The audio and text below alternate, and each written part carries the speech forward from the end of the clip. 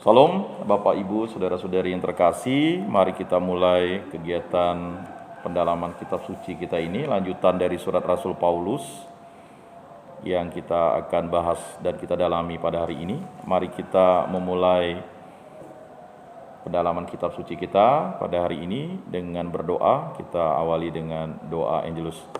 Dalam nama Bapa dan Putra dan Roh Kudus. Amin. Maria menerima kabar dari malaikat Tuhan, maka ia mengandung dari Roh Kudus. Salam Maria, penuh rahmat, Tuhan sertamu. Terpujilah engkau di antara wanita dan terpujilah buah tubuhmu Yesus. Santa Maria Bunda Allah, doakanlah kami yang berdosa ini sekarang dan waktu kami mati. Amin. Aku ini hamba Tuhan, terjadilah padaku menurut perkataanmu. Salam Maria, penuh rahmat, Tuhan sertamu. Terpujilah engkau di antara wanita dan terpujilah buah tubuhmu Yesus. Santa Maria Bunda Allah, doakanlah kami yang berdosa ini sekarang dan waktu kami mati. Amin. Sabda sudah menjadi daging dan tinggal di antara kita. Salam Maria, penuh rahmat, Tuhan sertamu. Terpujilah engkau di antara wanita dan terpujilah buah tubuhmu Yesus. Santa Maria Bunda Allah, doakanlah kami yang berdosa ini sekarang dan waktu kami mati. Amin.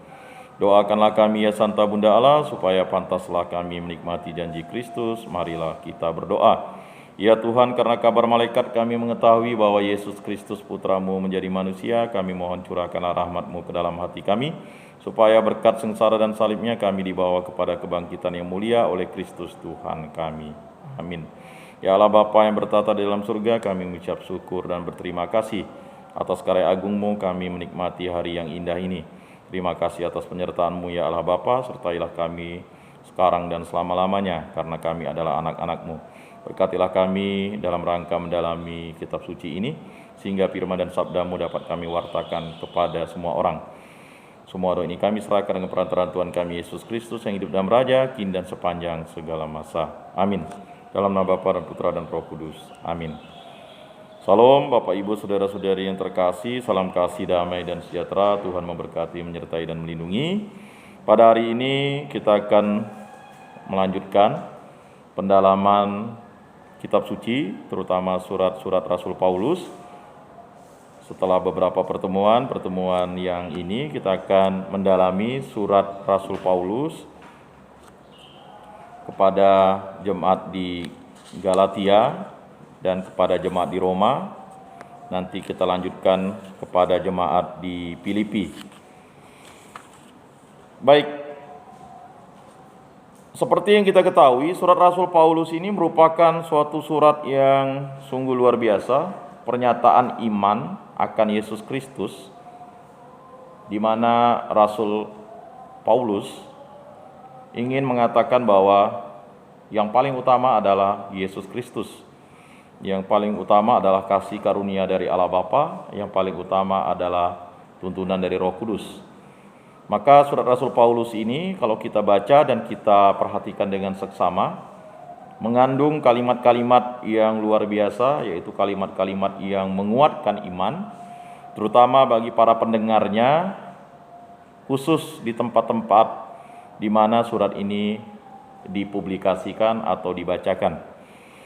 Nah, sekarang kita akan masuk ke surat Rasul Paulus kepada jemaat di Galatia dan kepada jemaat di Roma. Nah, kita tahu ya, surat Rasul Paulus kepada jemaat di Galatia dan Roma ini itu kurang lebih tahun 57 sampai 58 ditulisnya. Adapun surat kepada jemaat-jemaat di Galatia dan surat kepada jemaat di Roma perlu dibicarakan bersama-sama, sebab keduanya mengupas persoalan yang sama. Jadi surat Rasul Paulus kepada jemaat di Galatia dan Roma ini sama-sama mengupas persoalan yang sama ya. Surat kepada jemaat-jemaat di Galatia berupa tanggapan langsung terhadap keadaan tertentu ya. Ada juga yang mengucapkan Galatia ya, karena memang lapalnya seperti itu, tapi ada juga yang mengucapkan Galatia karena kita menggunakan bahasa Indonesia ya. Ya, silakan saja, jangan dipertentangkan. Nanti orang tidak mau membaca, ada yang Galatia, ada yang Galasia. Nah, jadi surat Rasul Paulus kepada jemaat di Galatia dan Roma ini adalah ya membahas tentang persoalan yang sama. Ya. Jadi kedua surat ini ya sama-sama ya, melakukan atau membahas persoalan. Surat kepada jemaat-jemaat di Galatia berupa tanggapan langsung terhadap keadaan tertentu, sedangkan surat kepada jemaat di Roma berupa sebuah risalah lebih lengkap yang dengan tenang dikarang dan mengatur gagasan-gagasan yang ditimbulkan oleh pertikaian di Galatia itu.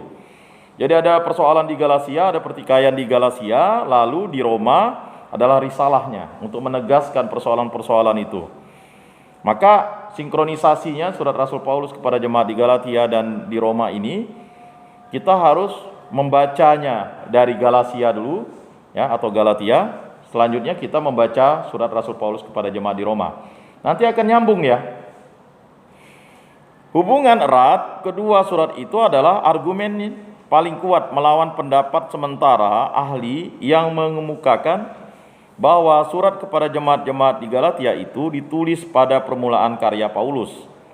Bahkan sebelum konsili Yerusalem dalam tahun 49. Menurut pendapat tersebut, kunjungan kedua Paulus ke Yerusalem yang diceritakan dalam Galatia bab 2 ayat 1 sampai 10 adalah sama dengan kunjungan kedua yang disebut menurut pendapat tersebut ya. Jadi menurut pendapat tersebut kunjungan kedua Paulus ke Yerusalem yang diceritakan dalam Galatia bab 2 ayat 1 sampai 10 adalah sama dengan kunjungan kedua yang disebut dalam Kisah Para Rasul bab 11 ayat 30 dan bab 12 ayat 25. Tetapi berbeda dengan kunjungan ketiga yang dikisahkan Kisah Para Rasul bab 15 ayat 2 sampai 30. Ini memang cukup berbeda dengan cerita Paulus dalam Galatia. Maka kalau kita ingin mendalami kitab suci, Kisah Para Rasul itu kita harus baca dulu ya. Setelah itu ada hubungan erat dengan surat Rasul Paulus. Maka dalam penyusunan perjanjian baru itu kan jelas. Injil Matius, Injil Markus, Injil Lukas, Injil Yohanes, Kisah Para Rasul, baru kita masuk ke surat Rasul Paulus. Ada sinkronisasi cerita yang menggambarkan situasi bagaimana pertumbuhan iman dan kekuatan iman itu akhirnya tetap teguh kepada Kristus Yesus atau Yesus Kristus sebagai Mesias dan dialah juru selamat. Nah, Bapak Ibu, saudara-saudari yang terkasih, selebihnya rupanya Paulus tidak tahu menahu tentang keputusan konsili Yerusalem. Kita bisa lihat di Kisah Para Rasul bab 15 ayat 20 ya. Kemudian ayat 29, kemudian bagian dari kitab suci atau bagian dari kitab Galatia bab 2 ayat 6. Sehingga suratnya kepada jemaat-jemaat di Galatia atau Galatia harus sudah ditulis sebelum konsili Yerusalem. Untuk menyetujui pendapat itu cukuplah diandaikan bahwa orang-orang Galatia itu tidak lain ya kecuali orang-orang Likaunia dan Pisidia ya, yang kepadanya Injil diwartakan oleh Paulus sewaktu perjalanannya yang pertama. Pergi pulangnya Paulus dapat juga menerangkan kedua kunjungan yang kiranya diandaikan dalam Galatia 4 ayat 13 ya. Namun demikian pendapat itu kurang berdasar meskipun benar bahwa sejak tahun 36 sampai 25 sebelum Masehi daerah Likaunia dan Pisidia dalam administrasi negara tergabung dengan daerah Galatia. Namun dalam bahasa sehari-hari selama abad 1 Masehi, daerah Galatia yang sebenarnya terus disebut demikian. Daerah Galatia terletak lebih ke utara. Khususnya sukar diterima bahwa penduduk Likaunia dan Pisidia dikatakan orang-orang Galatia. Kita bisa lihat di Galatia bab 3 ayat 1. Kecuali itu pengandaian yang dalam Galatia bab 2 ayat 1 sampai 10 lebih mudah dapat disamakan dengan kunjungan ketiga yang diceritakan dalam Kisah Para Rasul bab 15. Memanglah ada kesamaan yang menyolok juga daripada dengan yang kedua, Kisah Para Rasul bab 11 ayat 30, kemudian bab 12 ayat 25. Kunjungan yang kedua itu nampaknya begitu kurang penting sehingga didiamkan oleh Paulus dalam argumentasinya ya di Galatia ya. Dan bahkan boleh jadi bahwa sama sekali tidak ada ya kunjungan kedua dalam Kisah Para Rasul. Oleh karena Lukas barangkali menggarap ya dua sumber berbeda-beda mengenai peristiwa yang sama. Nah, itu bagian dari kitab suci, kitab Kisah Para Rasul, pengantar, dan Kisah Para Rasul bab 11 ayat 30 dan seterusnya. Maka surat kepada jemaat-jemaat di Galatia ditulis sesudah Konsili Yerusalem. Itu sudah jelas ya. Sudah Konsili Yerusalem. Memang Paulus tidak berkata-kata tentang keputusan yang diambil konsili itu, tetapi boleh jadi keputusan itu sesungguhnya diambil kemudian dari itu. BDK Kisah Para Rasul bab 15 ayat 1 dan seterusnya. Kalau demikian, maka mudah juga dipahami sikap Petrus yang ditegur oleh Paulus menurut Galatia bab 2 ayat 11 sampai 14. Maka orang-orang yang dialamati surat itu benar-benar penduduk daerah Galatia yang ditempuh Paulus dalam perjalanannya yang kedua dan yang ketiga. Kisah Para Rasul bab 16 ayat 6, bab 18 ayat 23. Boleh jadi surat itu ditulis di kota Efesius atau barangkali di Makedonia sekitar tahun 57. Tidak lama berselang menyusullah surat kepada jemaat di Roma. Paulus sedang berada di Korintus. Musim dingin tahun 57 sampai 58 dan mempersiapkan diri untuk pergi ke Yerusalem. Dari sana ia mau singgah di Roma dalam perjalanan ke Spanyol.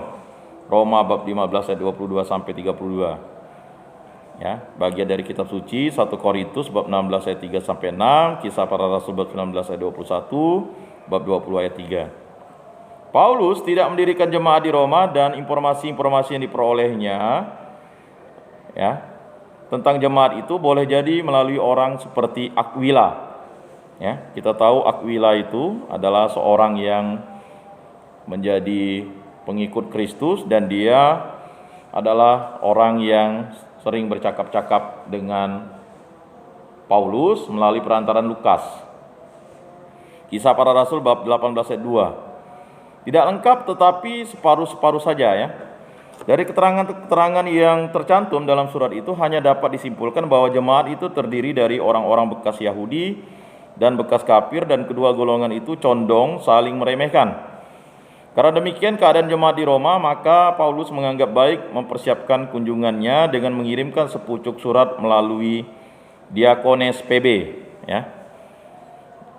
Roma bab 16 ayat 1. Di dalamnya ia mengemukakan pendapatnya bagaimana mesti dipecahkan masalah hubungan antara agama bangsa Yahudi dan agama Kristen. Pikirannya di bidang itu menjadi masak akibat krisis di Galatia ya. Dengan maksud tersebut Paulus mengatur dan memungut secara seksama dan dengan halus gagasan-gagasan yang sudah terungkap dalam Galatia. Surat Galatia ini berupa luapan hati di mana pembelaan diri kita bisa lihat di bab 1 ayat 11 sampai bab 2 ayat 21. Ya. Lalu keras bab 5 ayat 1 sampai bab 6 ayat 18.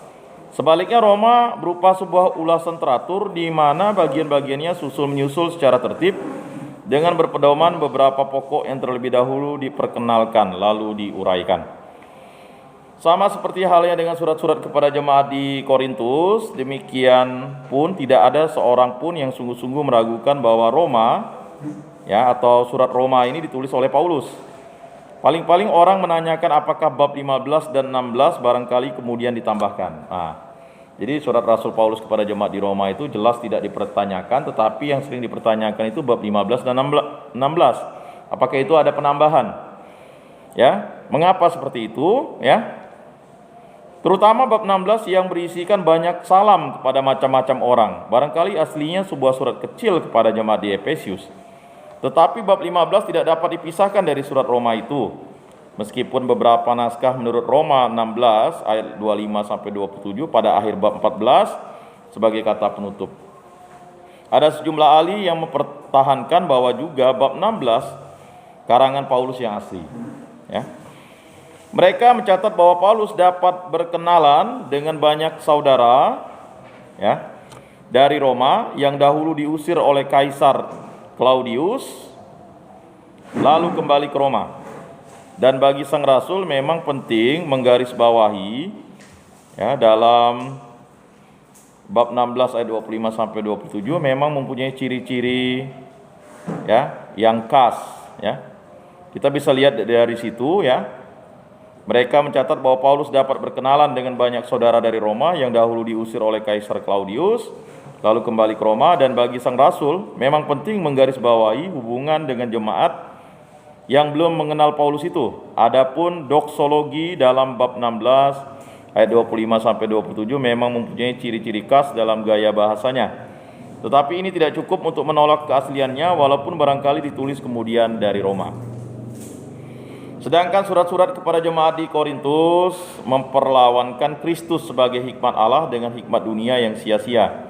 Maka surat-surat kepada jemaat-jemaat di Galatia dan Roma mempertentangkan Kristus sebagai pembenaran dari Allah dengan pembenaran yang oleh manusia dikirakan dapat diperoleh dengan usahanya sendiri. Di Korintus semangat Yunanilah yang membahayakan pendirian tempat, ya, membahayakan pendirian tepat karena terlalu membanggakan akal budi manusia sendiri. Sedangkan di Galatia orang-orang Keyahudian datang mengatakan bahwa kaum beriman harus bersunat dan menaklukkan diri kepada hukum Taurat kalau mau diselamatkan. Paulus kuat tenaga melawan propaganda dan ajaran itu, oleh karena berarti mundur selangkah dan menyia-nyiakan karya Kristus. Galatia bab 5 ayat 4. Dengan tidak menyangkal nilai tata penyelamatan lama, Paulus menentukan batasnya. Oleh karena hanya tahap sementara dalam seluruh rencana penyelamatan Allah. Jadi kita bisa lihat di Galatia bab 3 ayat 23 sampai 25, hukum Musa pada dirinya baik dan suci. Roma bab 7 ayat 12, dan sungguh-sungguh menyatakan kehendak Allah. Ya, tetapi hukum Taurat tidak memberi manusia daya batinia untuk menempatinya. Dengan jalan itu hukum Taurat tidak hanya membuat manusia menjadi sadar akan dosanya dan kebutuhannya akan pertolongan dari pihak Allah. Jadi kalau surat Rasul Paulus kepada jemaat di Korintus, baik yang pertama maupun yang kedua, itu tentang bagaimana jemaat di situ terlalu mengandalkan akal budinya atau filsafatnya, ya. Sedangkan di Galatia ini, ya, sebenarnya ingin menyampaikan kepada orang yang beragama Yahudi bahwa keselamatan itu, ya, bukanlah karena bersunat, itu mundur berarti. Padahal keselamatan itu bagi orang yang bersunat maupun tidak bersunat begitu. Jadi ada kemunduran. Jadi kalau ada terjadi kemunduran itu, ya, jadi cerminan itu untuk kembali, ya, menyampaikan ajaran yang benar dari Kristus itu, maka Paulus menulis surat kepada jemaat di Galatia. Nah, nanti pada surat Rasul Paulus kepada jemaat di Roma, disitulah risalah-risalahnya seperti yang tadi disampaikan di awal. Karena apa? Karena jelas ada kebutuhan pertolongan dari pihak Allah. Kita bisa lihat di Galatia bab 3 ayat 19 sampai 22, Roma bab 3 ayat 20, kemudian bab 7 ayat 7 sampai 13. Adapun pertolongan yang berupa karunia belaka itu dahulu dijanjikan kepada Abraham sebelum hukum Taurat diberikan.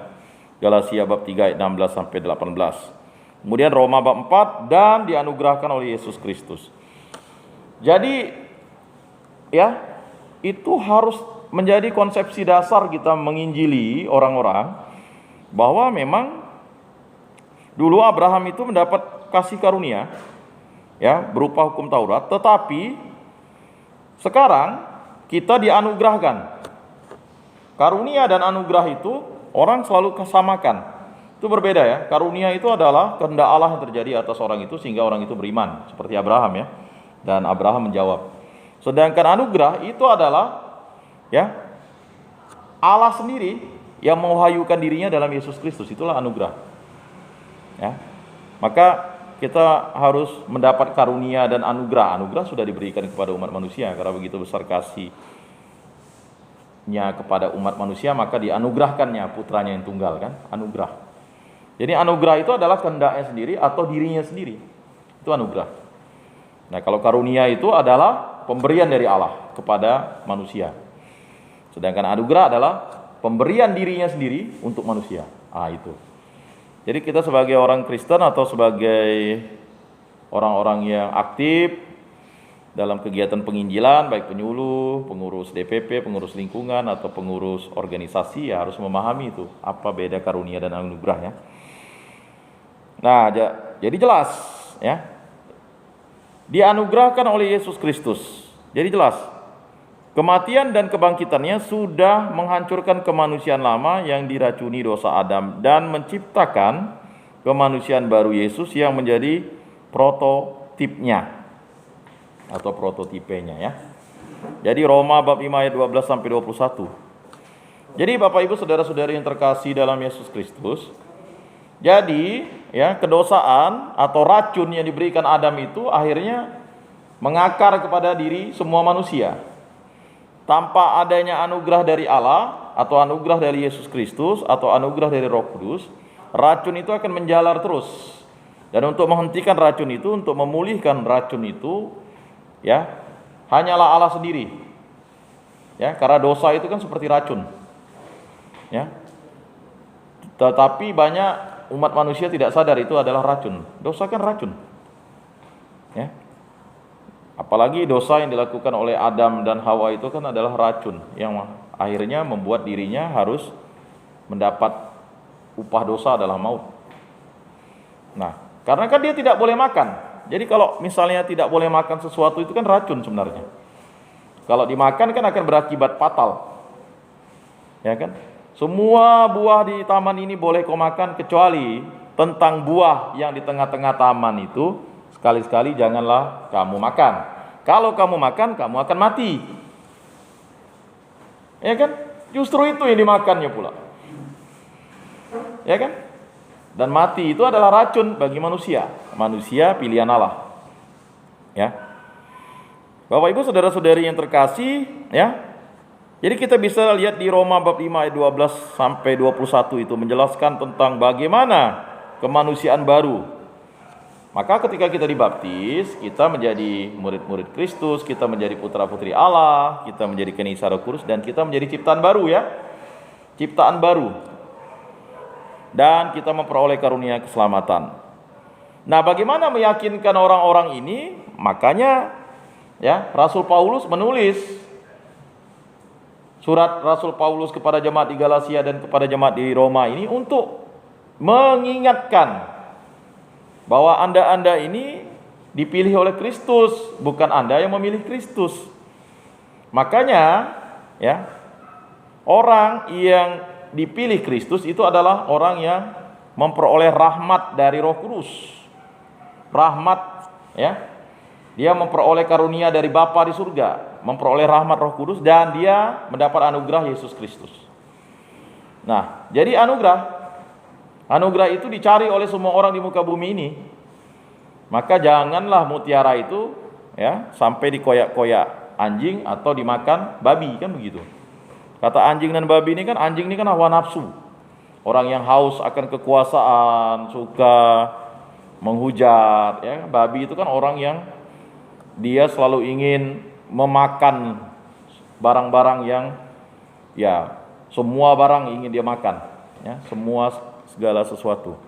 Maka Yesus mengingatkan itu, dan diingatkan kembali oleh Rasul Paulus itu bahwa Anda telah memperoleh anugerah. Tidak semua orang bisa menerima anugerah itu.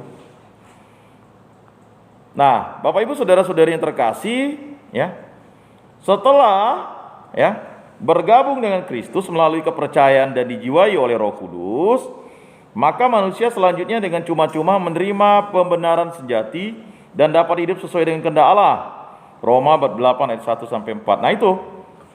Jadi kalau kita sudah dianugerahkan Yesus Kristus, ya, bukan karena kita beriman kita diselamatkan, tapi karena Yesus Kristus kita diselamatkan ya. Itulah anugerah yang terindah yang diberikan oleh Allah Bapa kepada umat manusia.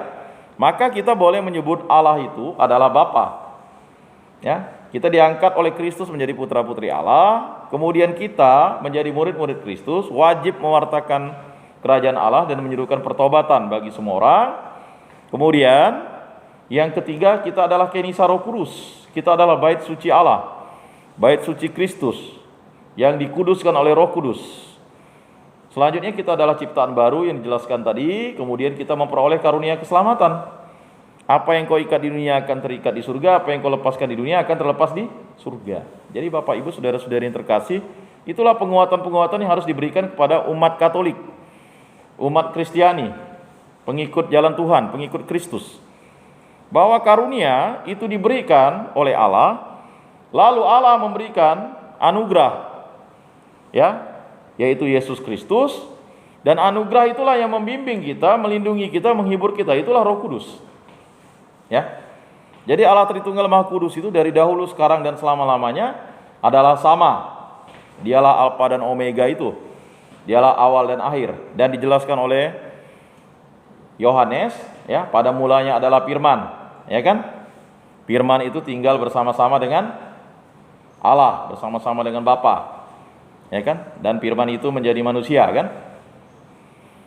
Jadi Bapak, Ibu, saudara-saudari yang terkasih, untuk memahami itu memang harus kita dibimbing. Mohon bimbingan dari Roh Kudus. Kalau kita tidak dibimbing oleh Roh Kudus, kita tidak akan memahami itu. Dan kita harus dituntun.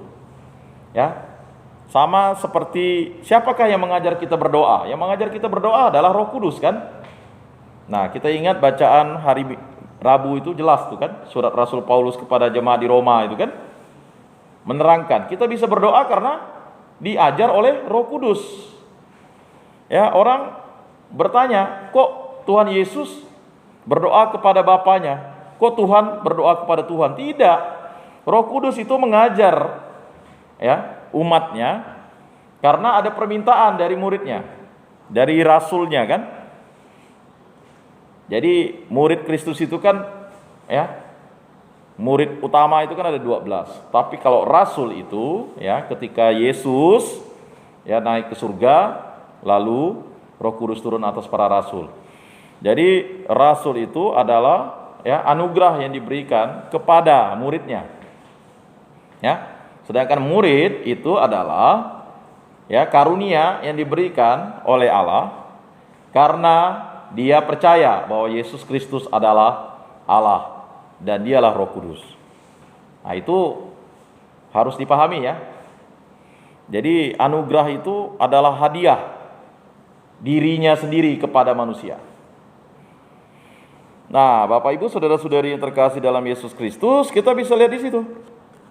Ya, makanya surat Rasul Paulus kepada jemaat di Galatia dan kepada jemaat di Roma ini, ya, harus kita tahu bahwa, ya, setelah bergabung dengan Kristus melalui kepercayaan dan dijiwai oleh Roh Kudus, maka manusia selanjutnya dengan cuma-cuma menerima pembenaran sejati dan dapat hidup sesuai dengan kehendak Allah. Roma bab 8 ayat 1 sampai 4.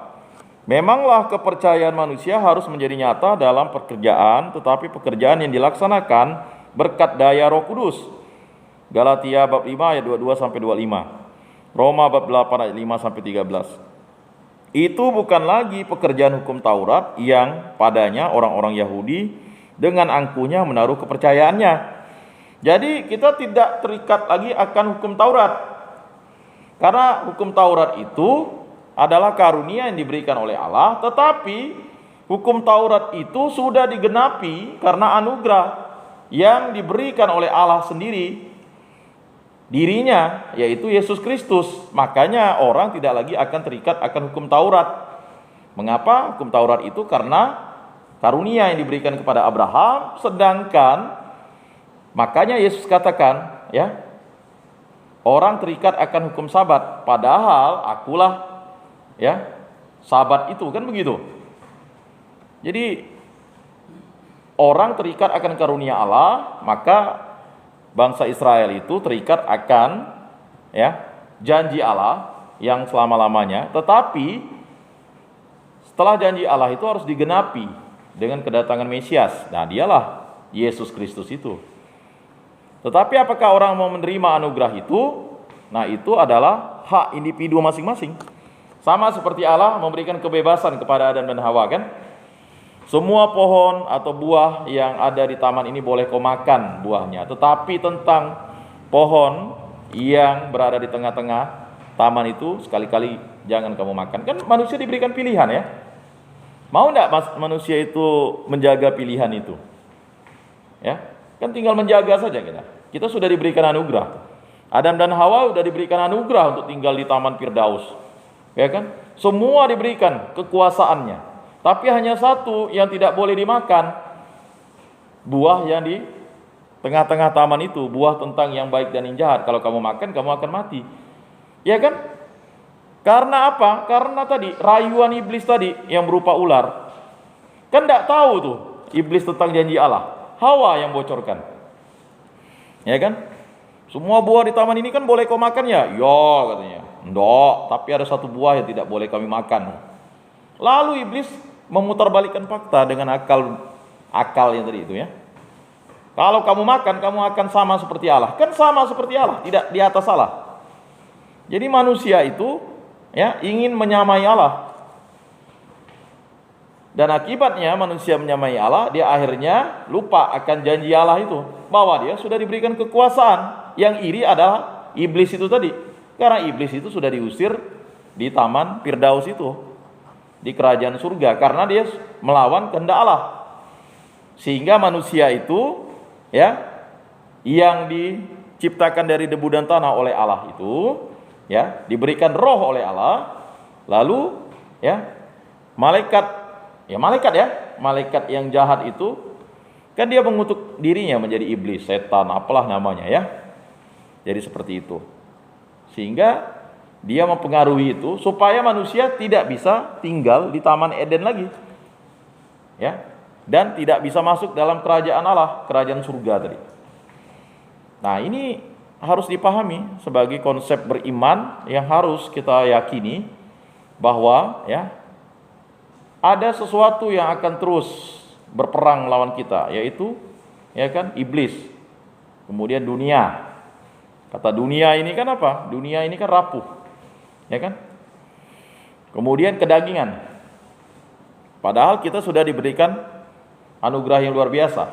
Ya, kita dibaptis dengan air, dibaptis dengan darah, dibaptis dengan roh. Ya, kalau sudah krisma itu kan kita sudah dibaptis. Ya, sudah diurapi. Ya, menjadi orang yang sudah sempurna kan? Itulah sakramen inisiasi. Loh, kita dibaptis dengan air kan? Sakramen baptis. Tapi kita juga ya diberikan tubuh dan darah Kristus. Ya kan? Nah, itulah sakramen Ekaristi. Lalu kita diberikan ya sakramen penguatan, ya, Roh Kudus. Maka disebut sakramen inisiasi ya kan? Nah, sakramen inisiasi itu kan menandakan bahwa kita adalah pengikut Kristus yang sejati. Dan untuk ya rekonsiliasi kita diberikan anugerah yang luar biasa, sakramen pertobatan. Ya. Kalau kita ingin kudus kembali kan kita menerima sakramen pertobatan. Kita mendapat rahmat pengampunan. Lalu kita diberikan kekuatan. Kekuatan apa? Ya. Kalau misalnya kita sakit kan ada sakramen pengurapan orang sakit. Ya kan? Kemudian ada apa lagi? Ada sakramen panggilan. Sakramen perkawinan kan sakramen panggilan untuk menjadi bapak dan ibu, ya. Laki-laki dan perempuan akan ya, laki-laki akan meninggalkan ayah dan ibunya dan bersatu dengan istrinya menjadi satu daging. Nah, untuk menjadi satu daging itu harus ada rahmat Allah, anugerah Allah, yaitu sakramen itu tadi, sakramen perkawinan kan. Kemudian ada yang dipanggil Allah, dipilih Allah untuk menjadi imam di muka bumi ini. Nah, itulah rahmat tahbisan tadi, anugerah tahbisan tadi. Ya. Nah, rahmat tahbisan itu ya harus, maka tahbisan dalam gereja Katolik kan hanya 3. Tahbisan diakon, tahbisan imam, dan tahbisan uskup. Nah, dia mendapat anugerah itu dan dia mendapat tugas dan dia mendapat jabatan. Ya. Nah, ini kan untuk mewakili Kristus di dunia. Ya. Jadi Bapak Ibu saudara-saudari yang terkasih dalam Yesus Kristus, ini harus terus kita ya sampaikan.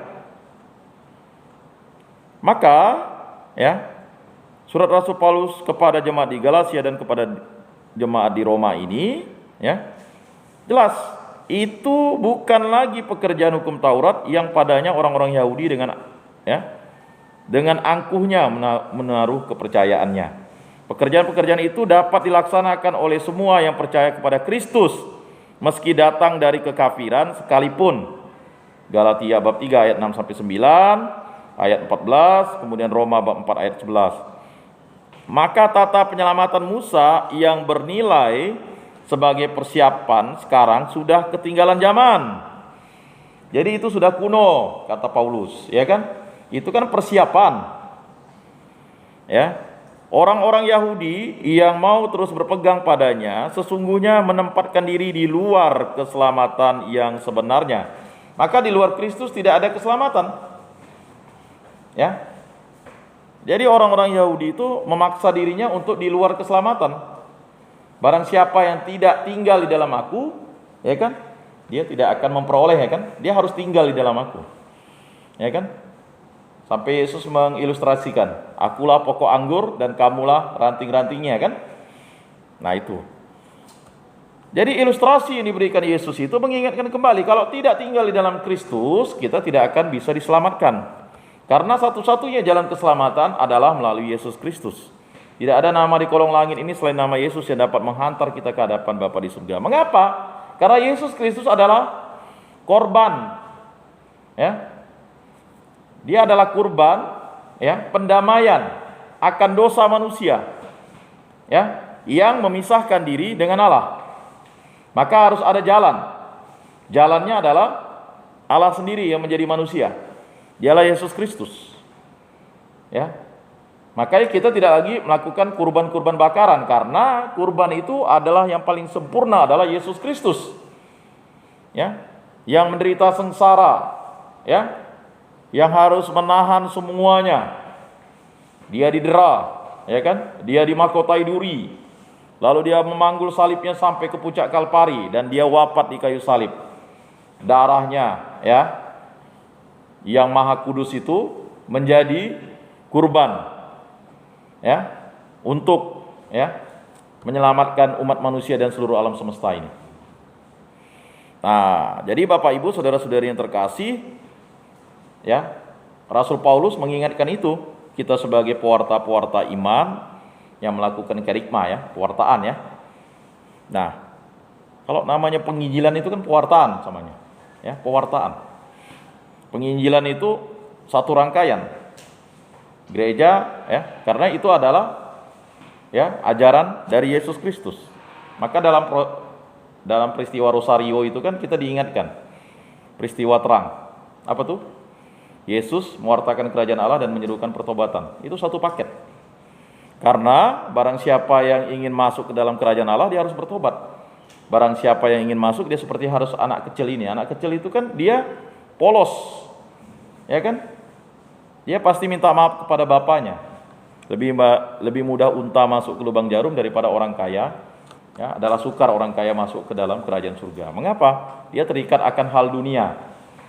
Makanya perumpamaan tentang benih yang jatuh, ya, ada benih yang jatuh di jalan, ada yang benih yang jatuh di batu-batu, ya kan? Itu kan langsung Yesus yang jelaskan ilustrasinya, kan? Ada yang benih yang jatuh di semak berduri, ya. Jadi ada kriteria, ada 4 jenis manusia di muka bumi ini nantinya. Dan sekarang terjadi. Kita masuk kelompok yang mana? Kita berharap benih itu jatuh ke tanah yang subur. Itulah orang yang menerima firman dan sabda itu dan dia berbuah. Baik 10 kali lipat, 20 kali lipat, 30 kali lipat, 50 kali lipat, 100 kali lipat, kan? Sedangkan ada jenis manusia yang khawatir akan dunia ini. Gara-gara himpitan kekhawatiran itu dia menjadi murtad. Ada juga yang bersukacita, tapi ya setelah dia bersukacita jadi pengikut Kristus, habis itu dia ya udah. Ya, masalah dunia ini akhirnya membuat dia meninggalkan Kristus dan tidak lagi percaya kepada Kristus. Ada juga yang mendengar firman itu ya udah, dianggapnya sebelah mata, bahkan tidak dianggapnya, dan itu adalah yang diambil oleh setan atau iblis itu. Jadi ketika kita mewartakan firman dan sabda Tuhan, jangan heran ada 4 jenis kelompok atau 4 jenis manusia yang akan kita hadapi. Nah, kelompok-kelompok itu ya kita berharap, ya, firman dan sabda itu jatuh di lahan yang subur atau di tanah yang subur.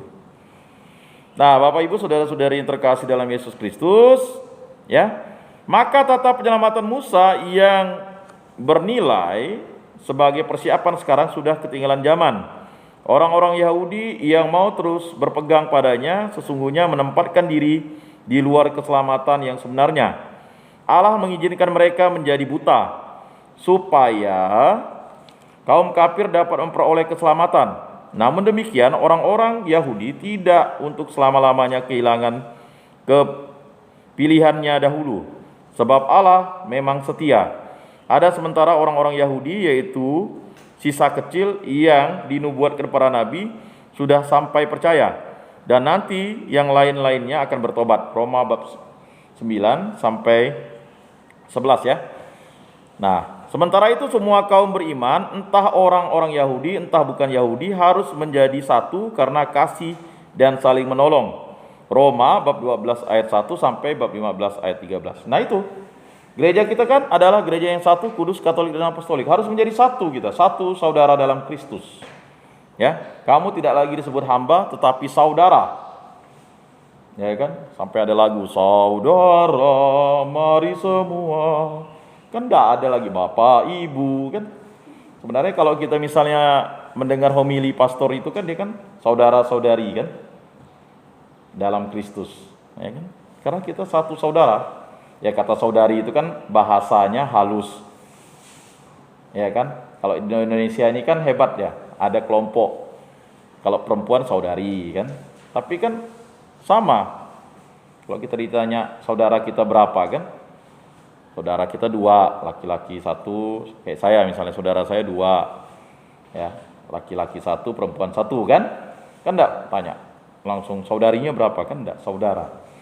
Kata satu saudara itu merupakan satu ungkapan yang luar biasa akan iman, bahwa hanya satu-satunya keselamatan itu melalui Kristus Yesus ya.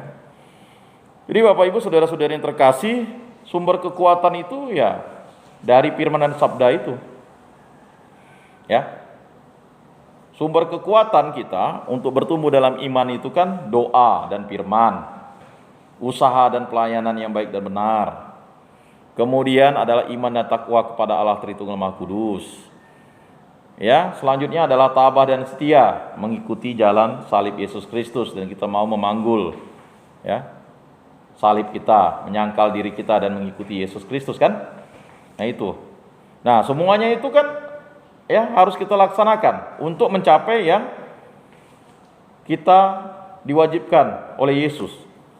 Yaitu tadi 5 tugas gereja: kerigma, pewartaan, liturgia, ya kan? Menguduskan atau pengudusan kan? Kalau udah pewartaan kan orang mau dibaptis. Kalau orang mau dibaptis berarti dia dikuduskan. Dosa asalnya tidak lagi diperhitungkan, dan dia bisa menerima rahmat-rahmat atau anugerah yang lain. Ya, ada 7 anugerah kan yang diberikan. Itulah rahmat atau tanda ya bahwa Allah itu menyertai kita. Ya, tanda sakramental itu. Makanya gereja adalah sakramen keselamatan, liturgia, menguduskan. Selanjutnya ya harus terjadi yang namanya koinonia, persekutuan. Dia bisa dibolak-balik ya. Kita sebagai umat beriman, sebagai umat Katolik, masa kita tidak bersekutu? Ya, itu kan sudah dijelaskan dalam 5 perintah gereja. Rayakanlah hari raya yang disamakan dengan hari Minggu. Yang kedua, hadapilah misa kudus pada hari Minggu dan pada hari yang diwajibkan, dan jangan melakukan perbuatan yang dilarang. Makanya kita wajib ke gereja. Kalau tidak ke gereja berarti dosa berat. Karena kita hidup dalam persekutuan. Tidak bisa lepas-lepas. Oh, saya doa pribadi sudah cukup. Tidak bisa dong. Ya. Berikutnya ada pelayanan. Nah, pelayanan kita macam-macam kan, pelayanan kasih, baik pelayanan kepada lansia, orang sakit, orang di penjara, pelayanan pendidikan, pelayanan kesehatan, pelayanan ekonomi, ya. Bahkan semua bidang kita layani supaya orang itu tetap setia kepada Yesus Kristus dalam segala aspek kehidupan. Berikutnya martiria kan, kesaksian. Ya. Makanya setelah 4 hal itu kita harus melaksanakan hal yang kelima, yaitu kesaksian. Kesaksian apa? Keteladanan. Contoh teladan yang utama adalah Yesus Kristus. Maka kita harus hidup seperti Yesus Kristus. Bukan lagi aku yang hidup di dalam diriku, tetapi Kristus Yesus lah yang hidup di dalam diriku. Makanya sudah sepantas dan selayaknya kita harus berbuat baik. Ya. Baik itu adalah sesuatu yang wajar. Ya. Jadi orang Kristen itu harus melakukan kebaikan. Kalau tidak melakukan kebaikan, berarti dia bukan orang Kristen sebenarnya. Ya, itu. Maka harus dipahami konteksnya. Jadi sekarang kita harus memahami itu bahwa kita adalah orang-orang Kristen yang harus melaksanakan kehendak Bapa di surga. Bukan yang berteriak Tuhan Tuhan yang akan diselamatkan, tapi yang melaksanakan kehendak Bapakku di surga. Kan begitu kata Yesus. Ya, di rumah Bapakku banyak tempat tinggal. Kan begitu. Tak selayang bermum pun tidak dihitung oleh Allah Bapa di surga.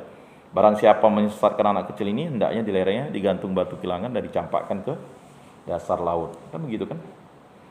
Jadi semua diperhitungkan Allah. Maka dalam 4 kebenaran utama itu kan Allah membalas yang baik dan menghukum yang jahat kan? Nah, kata hukuman itu bagi orang yang jahat dan akan nanti dipertanggungjawabkan. Jadi Bapak Ibu saudara-saudari yang terkasih dalam Yesus Kristus, sudah sepatutnya selayaknya kita melaksanakan kebaikan karena kita bukan lagi diri kita yang hidup, kita bukan hidup dalam kelaliman, ya, tetapi kita hidup dalam Kristus Yesus. Nah, bagaimana kita harus bergumul dengan itu? Ya harus kita menang. In hoc signo vinces, dengan tanda salib kita pasti menang. Ya salib itulah lambang kemenangan. Ya, lambang kebaikan itu. Bagaimana Yesus menghancurkan ya kedosaan atau kejahatan itu dengan pengorbanannya di kayu salib. Nah, memang untuk memahami itu butuh panjang prosesnya. Tetapi kita harus terus-menerus membaca firman dan sabda Tuhan ini sebagai bentuk cinta kita kepada Kristus Yesus. Nah, Bapak Ibu saudara-saudari yang terkasih, ya. Sementara itu semua kaum beriman, entah orang-orang Yahudi, entah bukan Yahudi, harus menjadi satu karena kasih dan saling menolong. Roma bab 12 ayat 1 sampai bab 15 ayat 13. Demikianlah pandangan luas yang sudah dirintis dalam Galatia dan dikembangkan dalam Roma, dan berkat pandangan itulah maka kita mempunyai ulasan yang mengagumkan tentang masa lampau umat manusia yang berdosa. Roma bab 1 ayat 18 sampai bab 3 ayat 20. Dan tentang pergumulan yang berlangsung dalam diri setiap orang. Roma bab 7 ayat 14 sampai 25. Tentang keselamatan yang dengan cuma-cuma dikaruniakan. Roma bab 3 ayat 24 dan lain-lain. Daya yang terkandung dalam kematian dan kebangkitan Kristus. Roma bab 4 ayat 24 dan seterusnya. Kemudian bab 5 ayat 6 sampai 11 yang di dalamnya orang turut serta oleh karena iman dan baptisan. Jadi iman itu adalah suatu jawaban kepada ya sapaan Allah. Maka orang mau dibaptis. Makanya percuma kalau orang mau dibaptis tapi dia tidak percaya. Maka ditanya dulu, ya kan? Percayakah kamu kepada Allah, Bapa, Putra dan Roh Kudus, ya kan? Ya, saya percaya, kami percaya kan? Jadi iman itu adalah jawaban. Maka orang ditanya kan? Dalam sakramen perkawinan kan orang ditanya jawabannya. Ya. Saya menerima Rini Olivia sebagai istri saya dalam untung dan malang, sehat dan sakit, suka dan duka. Itu istri saya namanya Rini Olivia kan? Lalu istri saya bilang saya menerima Yakobus Dilanelis dalam untung dan malang, sehat dan sakit, suka dan duka untuk menjadi suami saya. Kan begitu sekarang. Ngapa dulu ditanya? Karena banyak pasangan yang salah satunya tidak bisa baca. Makanya pastor tanya, bersediakah kamu menerima si A menjadi suamimu dalam untung dan malang? Ya, kan gitu. Ya, saya sanggup. Itu karena dulu ada kesulitan membaca. Kalau sekarang kan harus diucapkan. Kalau yang sudah dilihat pendidikannya kan, masa sarjana tidak bisa baca kan aneh, kecuali tidak pakai kacamata. Ya kan, makanya kok beda ya? Tidak beda. Kalau pastor bertanya itu kan wajar. Karena mungkin pastor sudah tahu waktu pemeriksaan kanonik dia tidak bisa baca. Nulis pun tidak bisa, bagaimana dia mau menghafalkan itu? Maka dia tanya. Jawabannya nanti iya sanggup, iya saya bersedia, kan begitu. Ya kan? Enggak. Apa yang beda? Sama dari dulu sampai sekarang formanya. Cuman itu tata caranya mungkin ya. Yang bisa baca dengan yang tidak bisa baca. Ini kan juga harus dijelaskan. Kok beda ya? Saya ikut yang punya sepupu saya di kampung dengan di kota nih katanya. Loh, apa bedanya? Misalnya masalah sungkem. Sungkem itu kan memang tidak ada dalam ritus penerimaan sakramen perkawinan. Tetapi itu dimasukkan karena hakikatnya baik. Ada yang sebelum menerima sakramen perkawinan. Silakan.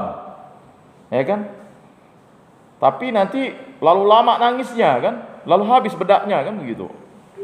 Nah, ada yang sesudah menerima sakramen perkawinan kan, oh ini cara baru ya, enggak lah. Ya ada juga yang baru sungkeman itu setelah selesai ibadat. Kan enggak semuanya sakramen perkawinan diterimakan dalam misa. Ada yang cukup ibadat kan. Ya ibadat ya tetap menyambut. Karena kalau ada imam tetap menyambut. Dia tinggal mengambil sakramen ekaristi yang sudah dikonsentrat kan. Itu ibadat. Ya enggak perlu lagi ada liturgi ekaristinya. Karena sudah ada sakramen ekaristi yang sudah dikonsentrat. Ada yang di misa, jadi imam mengkonsekrat ya setelah ya penerimaan sakramen perkawinan kan. Penerimaan sakramen perkawinan kan setelah pemilih pastor, ya kan. Jadi kita sebagai katekis jangan sampai lupa. Kalau kita tidak bisa menjelaskan, kok beda ya? Tidak beda, sama lah dari dulu sampai sekarang formanya seperti itu kan. Ya dalam untung dan malang, sehat dan sakit ya sama lah. Untung dan malang itu kan suka dan duka. Ya bisa suka dan duka ya. Kalau mau lengkap untung dan malang, suka dan duka. Untung dan malang itu kan udah suka dan duka. Suka kan pasti untung. Malang ya duka, kan gitu. Sehat dan sakit, ya kan. Nah, itu harus dipahamkan kepada umat-umat tuh kan. Jadi umat bilang kok beda ya? Enggak ada bedanya kan. Nah, itu harus dipahamkan karena kita nanti akan mendampingi itu. Ya. Nah, itu konsepsi-konsepsi itu harus dipahamkan. Nah, kayak misalnya, bolehkah diakon merayakan atau memberikan sakramen perkawinan? Ya, kalau sudah ada pemeriksaan kanoniknya oleh pastor paroki setempat kan nanti dia didelegasikan kan. Pernah ya melihat itu kan, misalnya diakon ya kan, menerimakan sakramen perkawinan. Yang menerima sakramen perkawinan ini pasangan suami istri sebenarnya, tapi saksinya adalah seorang yang tertabis, diakon atau imam kan begitu. Diakon kan tabisan, ya kan? Tapi diakon memang ya tidak bisa mengkonsekrat ya roti dan anggur menjadi tubuh dan darah Kristus. Itu keterbatasan tabisannya kan begitu. Dia hanya berada di pinggir meja altar kan. Nah, jadi yang bisa mengkonseklir itu adalah imam. Makanya tanpa imam bukanlah gereja Katolik. Gereja Katolik harus ada imam. Ya kan, tabisan itu untuk mengkonsekrat itu sebagai altar ya Kristus, ya kan? Jadi gereja Katolik tanpa imam ya bukan gereja Katolik. Imam itu panggilannya bisa disebut pastor. Pastor itu kan gembala. Ya kan artinya. Jadi banyak yang wah, kok tiba-tiba yang non-Katolik nyebut dirinya pastor? Ya enggak masalah juga. Jadi kita yang ribut pula. Ya kan pastor itu kan artinya gembala. Ya kan panggilannya ya bisa dipanggil pater, bapa, ya kan? Bisa dipanggil misalnya Romo, itu kan panggilan. Ya kan? Kayak misalnya saya, nama saya Pak Yakobus, dipanggil Pak Ian. Kan enggak masalah juga karena panggilan saya kan? Atau Pak Arthur, misalnya Pak Simpson manggil, oh, nama anak saya nyaut juga kan, loh banyak benar nama, udah mana Pak Yakobus, mana Pak Ian, mana Pak Arthur, nah kok jawab juga gitu kan, ya kalau dipanggil pastor ya pastor jawab ya, pastor ya jawab kan dia gembala, kalau dipanggil ya kan pater dia jawab juga, dipanggil Romo dia jawab juga kan begitu, ya. Jadi pastor kan ada yang pastor kan, ya. Nah, ada yang pater kan. Nah, kalau yang mau jadi imam, ya kan, mau jadi imam disebut prater, ya kan. Ya kan? Bahkan sebenarnya ada panggilan-panggilan itu, makanya hati-hati juga. Kita lalu sebagai katekis selalu bingung menjelaskan kepada umat. Ya. Nah, uskup pasti imam. Ya kan? Ya kan? Dia harus menerima tabisan diakon, tabisan imam, ya. Sebelum ditabiskan menjadi imam kan dia dapat tabisan diakon pertama. Kalau prodiakon itu asisten imam, dia tidak ditabiskan, dia dilantik, itu adalah asisten imam. Tugasnya membagikan sakramen Ekaristi yang telah dikonsekrat atau dikonselir oleh imam, supaya pelayanan itu cepat, ya kan, dibagikan. Nah, dia dilantik uskup, namanya asisten imam, ya, bukan diakon, ya kan, bukan diakon awam namanya. Memang agak keren namanya prodiakon, ya kan. Diakon ini kan sebenarnya kan diakonia itu kan pelayanan. Pro itu ikut dalam pelayanan, kan begitu, asisten imam, ya kan. Kalau diakon ditabiskan, ya. Setelah nanti dia jadi diakon, yang nerima tabisan diakon, lanjut dia nanti apakah dia akan menjadi imam, ya silakan. Itu panggilannya kan, ditabiskan menjadi imam. Ya. Nah, kalau dia memang mau ditabiskan jadi diakon kekal ada. Ya kan?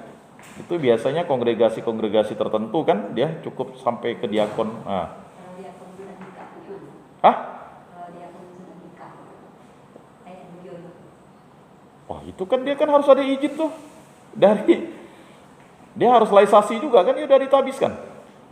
Makanya prater juga dilihat juga. Ya kan? Apakah dia kan kalau udah diakon pertama kan kita panggil diakon kan?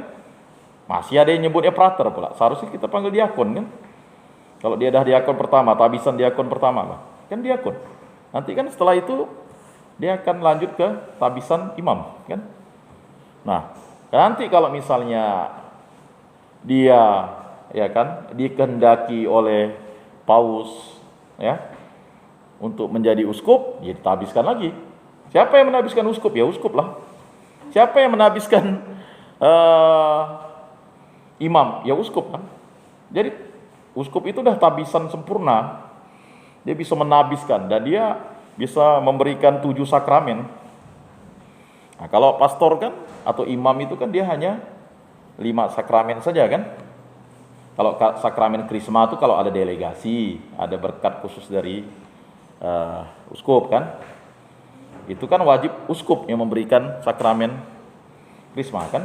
Masa itu lalu tidak dipelajari? Harus paham ya. Wajib uskup yang menerima sakramen krisma. Ya. Sedangkan imam itu kan 5 sakramen itu, ya. Ya, 5 sakramen. Sakramen baptis, sakramen Ekaristi, sakramen tobat, sakramen pengurapan orang sakit, sakramen perkawinan. Nah, kalau uskup ya 7 sakramen totalnya semua itu. Semua sakramen dia bisa berikan. Siapa yang menabiskan diakon? Ya uskup, kan begitu. Ya. Nah itu. Ya jadi jangan sampai ini ya. Lalu tiba-tiba ditanya. Nah, kalau dia sudah diakon pertama kan berarti dia kalau misalnya dia tidak lagi mau ditabiskan menjadi imam kan dia juga harus mengajukan pengunduran diri dan menyampaikan alasan-alasannya dan dia harus mengurus itu sampai ke Vatikan sana. Karena sudah tabisan loh. Ya. Kalau prodiakon tuh dilantik. Ya kan, mengundurkan dirinya tunggu tidak dipakai lagi, kan gitu. Ya. Kalau sudah 2 periode jadi prodiakon itu kan harusnya beristirahat dulu, itu ada aturannya. Tapi tapi kalau dia dilanjutkan lagi oleh uskup itu kan wewenang uskup.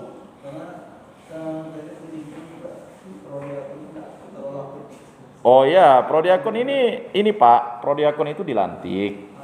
Iya, dia ikut bagian pelayanan itu untuk ya kan bukan memberikan ya.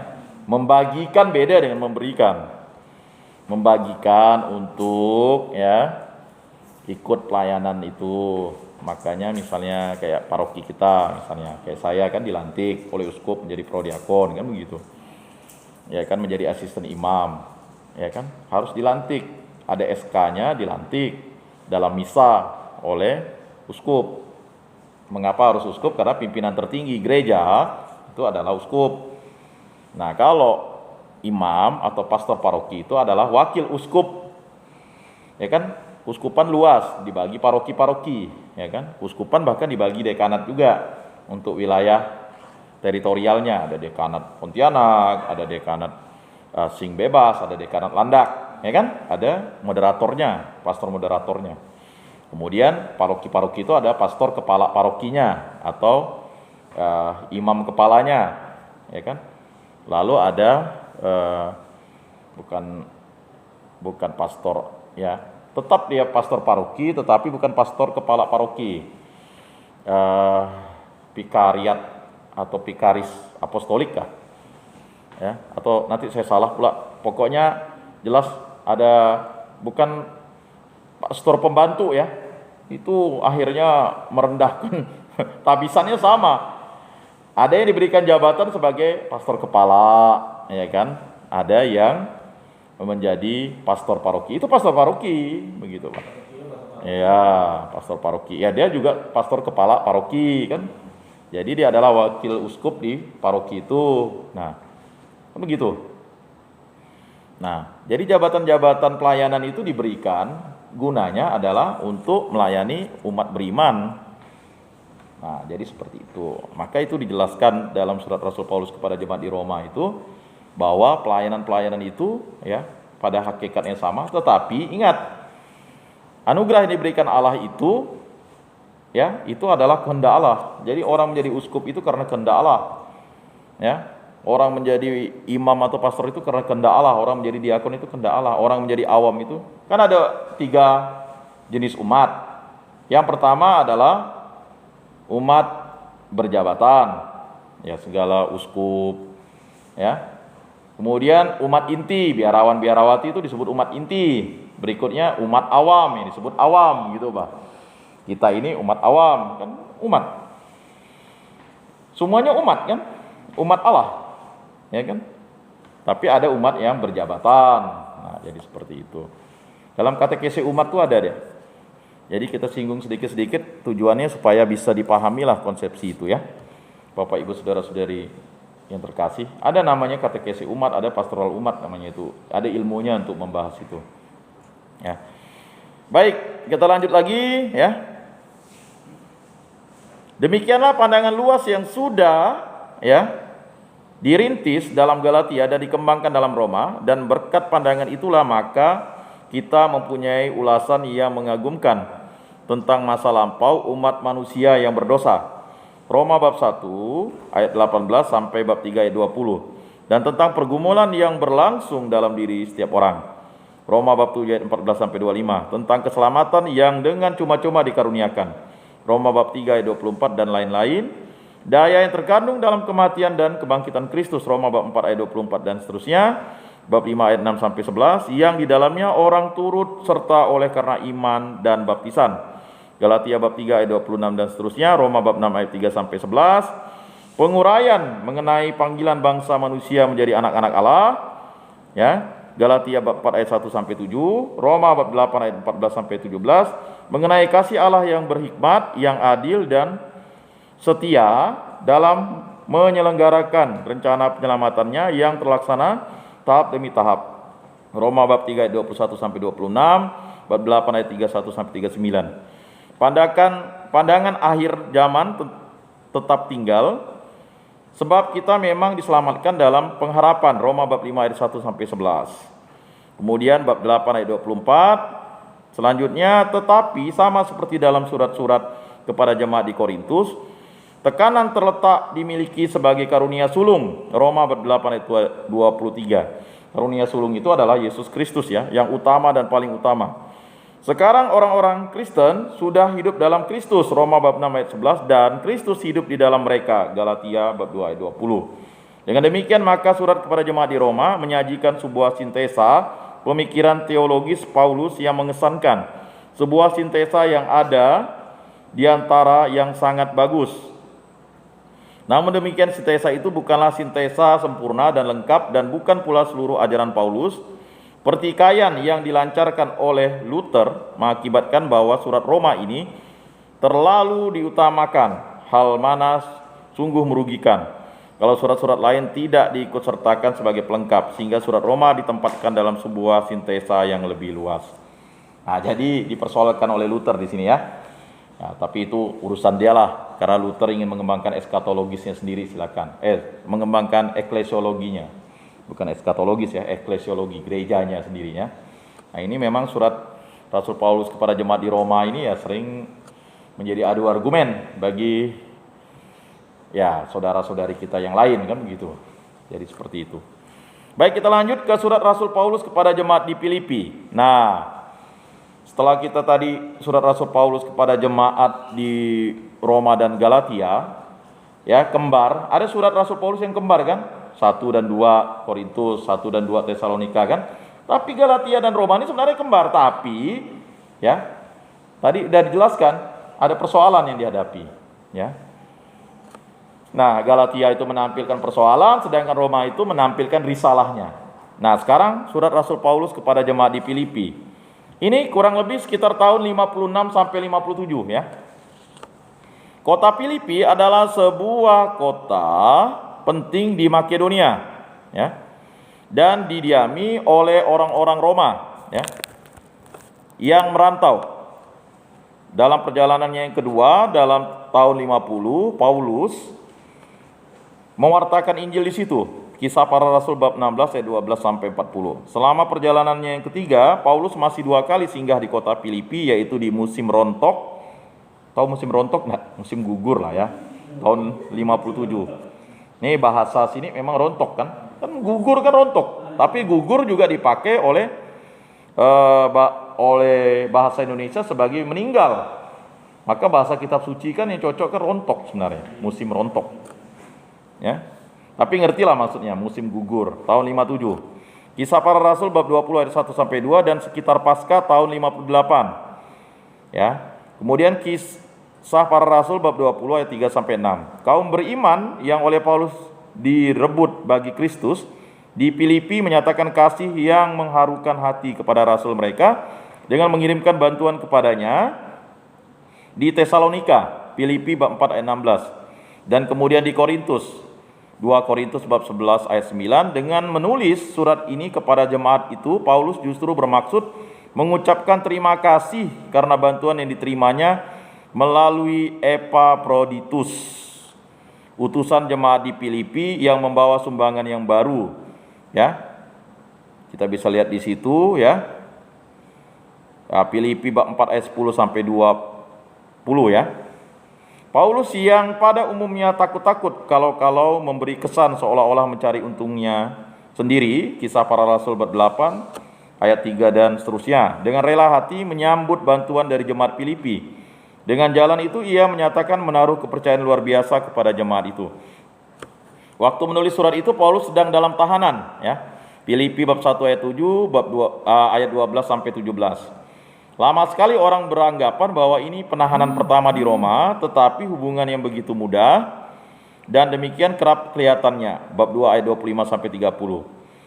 Antara jemaat Filipi dan Paulus ya, sungguh ya, antara hubungan yang begitu mudah dan demikian kerap kelihatan. Bab 2 ayat 25 sampai 30 antara jemaat Filipi dan Paulus ya. Sedang Paulus ditemani Epaphroditus.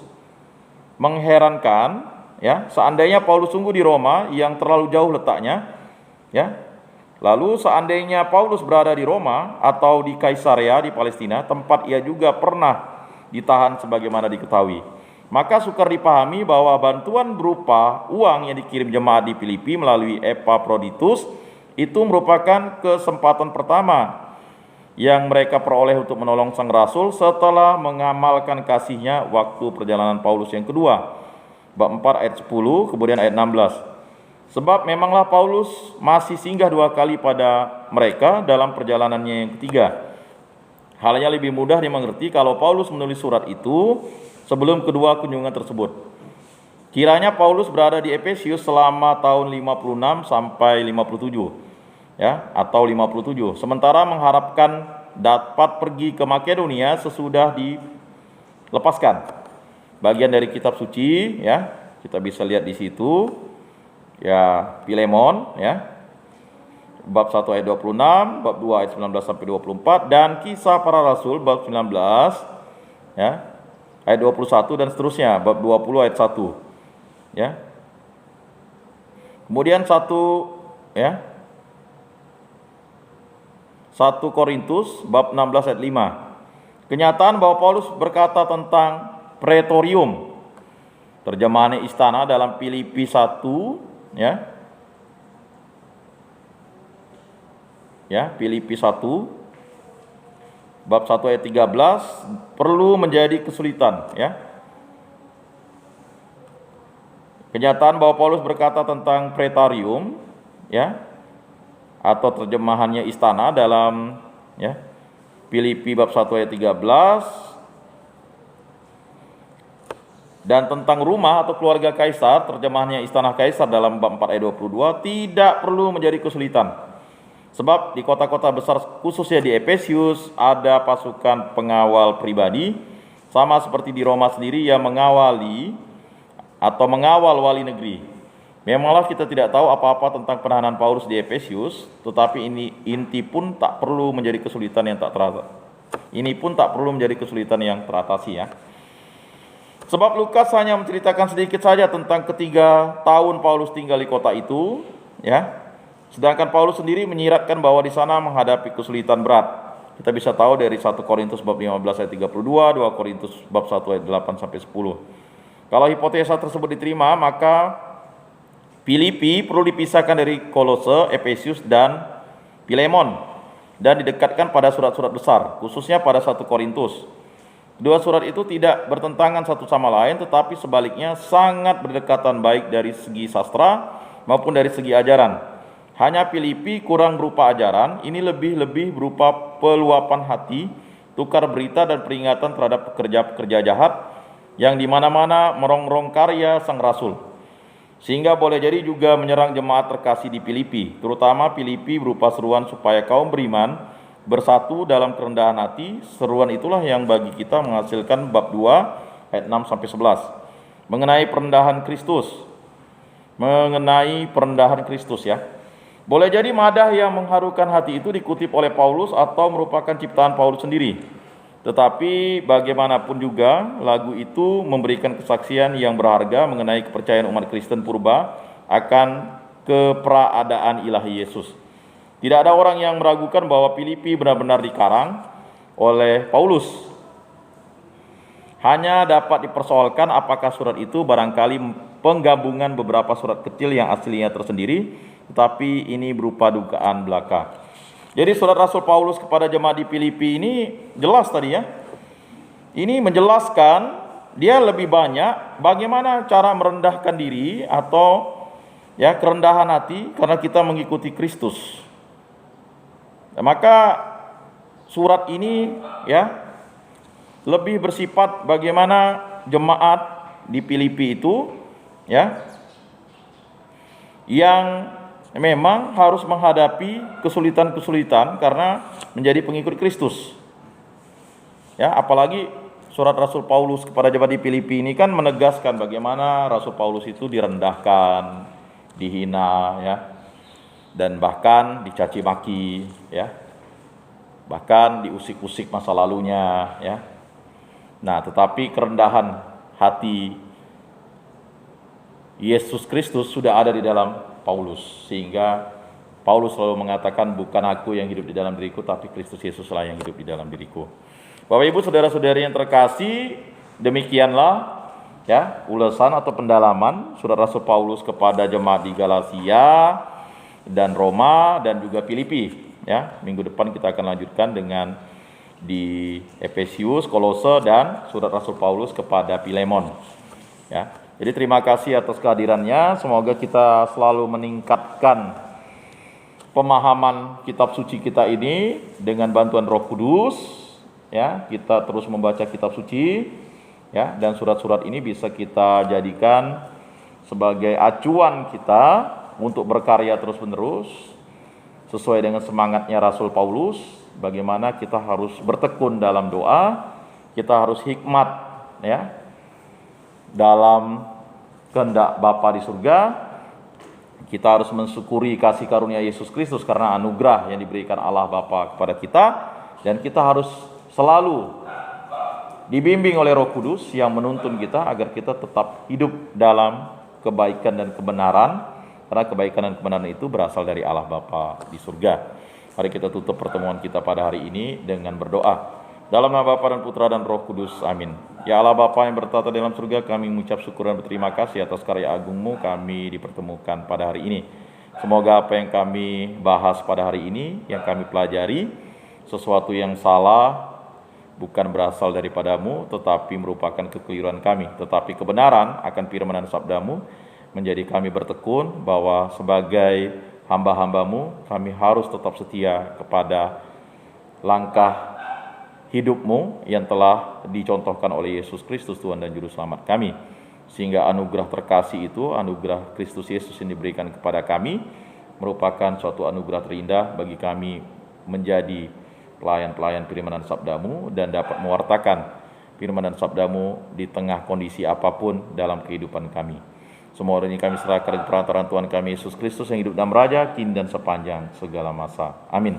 Dalam nama Bapa dan Putra dan Roh Kudus. Amin. Salam kasih, damai dan sejahtera. Tuhan memberkati, menyertai dan melindungi. Salam.